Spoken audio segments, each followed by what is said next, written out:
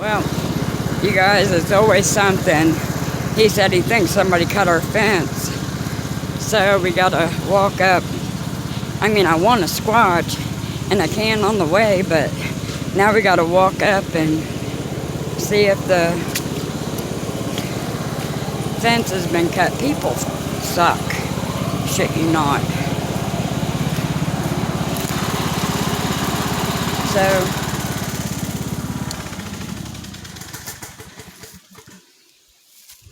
I left my walking stick way over there, but that's alright. I can find you another one.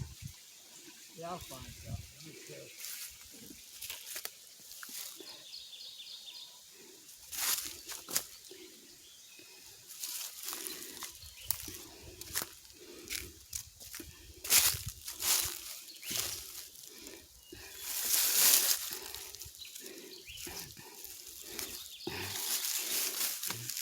I'm thinking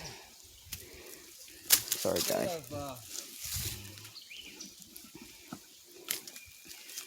Instead of walking all the way around, let me get my gloves.